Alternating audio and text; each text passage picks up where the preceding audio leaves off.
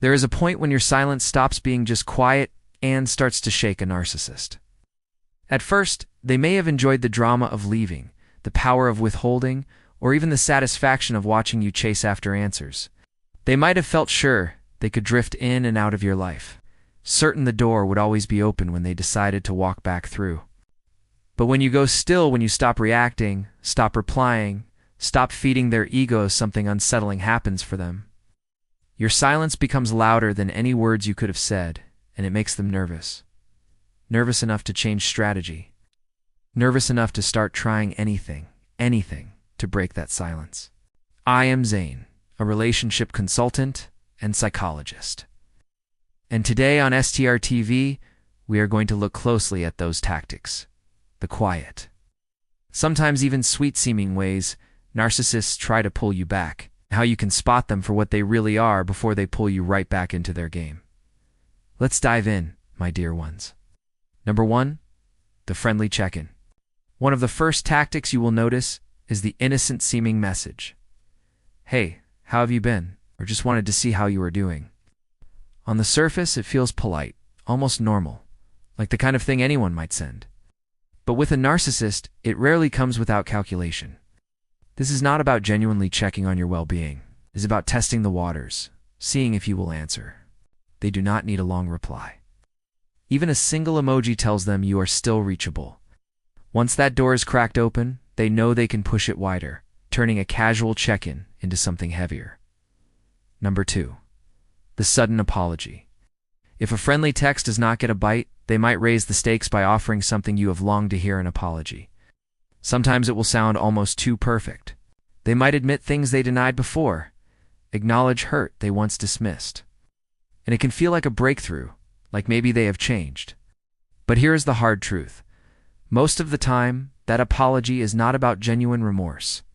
It is a tool. They hope that by showing just enough vulnerability, they will disarm you, make you curious, maybe even hopeful, and get you to respond.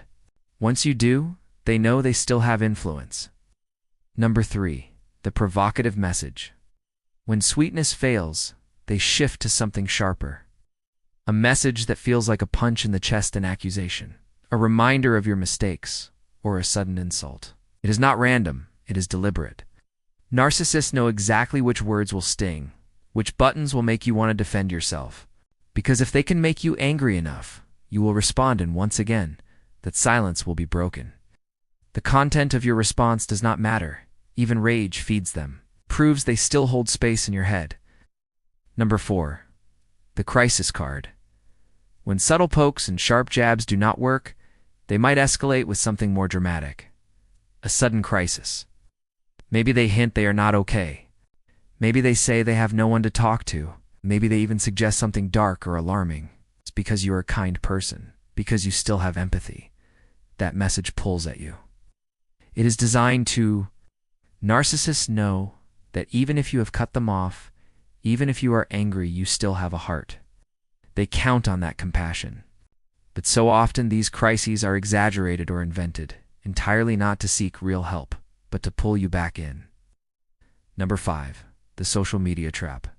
Sometimes they will not message you directly at all. Instead, they shift the performance online. They start posting things that feel aimed straight at you: a cryptic quote about heartbreak, song lyric about missing someone, or a photo that hints at a new relationship, designed to stir jealousy. These posts are not random. They are bait. They want you to see, to react, to break your silence. Even if you just ask, "Who is that?" or "What does this mean?" They have one because you have spoken. Why these tactics were canned, how to stop them. All of these tactics, the check-ins, the apologies, the provocations, the crises, the cryptic posts share one goal: to make you respond, to prove they still matter to you, to reassure them that they can still press a button and make you move. And the reason these tactics can be so effective is because they hit you where you are still healing.